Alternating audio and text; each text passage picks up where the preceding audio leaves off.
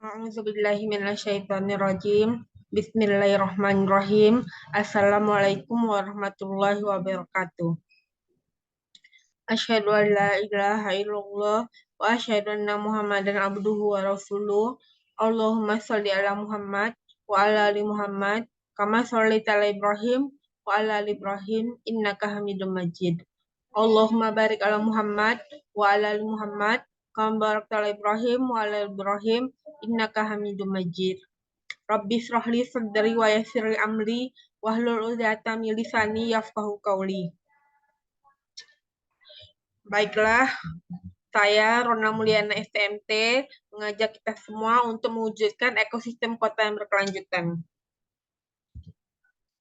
Berbicara kota masa depan yang ideal, banyak yang menghubungkan dengan pemanfaatan teknologi masa depan yang serba canggih. Mulai transportasi otomatis tanpa pengemudi, toko virtual yang melakukan transaksi jual beli secara online, pemakaian alat pendeteksi ketinggian air untuk mendeteksi banjir. Namun, secanggih apapun teknologi yang digunakan, tetaplah tidak bisa mengganti peran ekosistem alami dalam mewujudkan kota yang berkelanjutan. Kota yang didominasi ruang terbangun, mulai dari peruntukan perumahan, perdagangan, industri, jalan, banyak mengalami permasalahan lingkungan seperti banjir, polusi, pencemaran air, dan penumpukan sampah. Dapat dilihat gambar ini fenomena banjir di Jakarta, di mana tata guna lahannya didominasi oleh lahan terbangun, sangat minim ruang terbuka hijau. Dalam permasalahan banjir, teknologi tidak bisa menggantikan peran ruang terbuka hijau dalam menyerap, memfilter, dan menyimpan air ke dalam tanah. Kita bisa merenung sejenak. Ada hal-hal yang tak bisa tergantikan dengan teknologi. Teknologi hanya bersifat memudahkan pekerjaan tanpa bisa menggantikan peran lingkungan alami dalam mendukung keberlanjutan kota. Sering kita dengar, banjir perkotaan yang sering terjadi dikala hujan turun cukup lebat dan lama. Bahkan, hujan dengan intensitas rendah pun bisa juga menimbulkan banjir di perkotaan.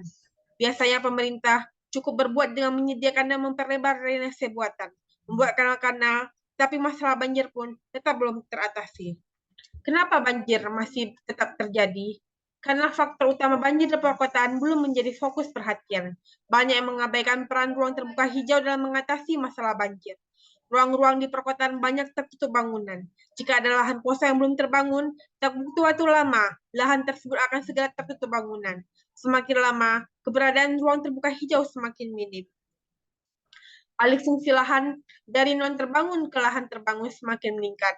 Akibat semakin pesatnya perubahan tutupan lahan dari lahan non terbangun menjadi lahan terbangun, resapan air ke dalam tanah semakin berkurang, dan akhirnya debit puncak sungai semakin meningkat, dan banjir pun semakin lama semakin menjadi permasalahan.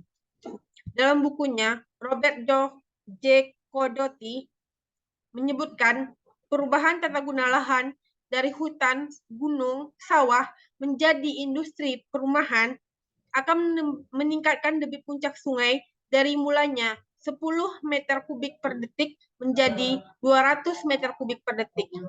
Ini peningkatan yang sangat tinggi. Adapun resapan air ke dalam tanah yang mulanya 5 meter kubik per detik turun drastis menjadi 0,5 meter kubik per detik. Peningkatan debit puncak sungai akibat perubahan tata guna lahan dari hutan menjadi lahan tata guna lahan lainnya dapat dilihat di gambar ini. Tata guna lahan hutan menjadi rumputan akan menaikkan debit puncak sungai dari 2 sampai 2,5 kali. Hutan merubah menjadi taman akan menaikkan debit puncak sungai dari 1,7 sampai 5 kali. Hutan menjadi sawah akan menaikkan debit puncak sungai 2,5 sampai 9 kali. Hutan berubah menjadi perumahan atau real estate akan menaikkan debit puncak sungai 5 sampai 20 kali. Hutan berubah menjadi industri dan perdagangan akan menaikkan debit puncak sungai 6 sampai 25 kali. Adapun hutan berubah menjadi jalan beton beraspal akan menaikkan debit puncak sungai 6,3 sampai 35 kali. Oleh karena itu, marilah kita menata ruang perkotaan kita dengan menanam banyak tanaman hijau.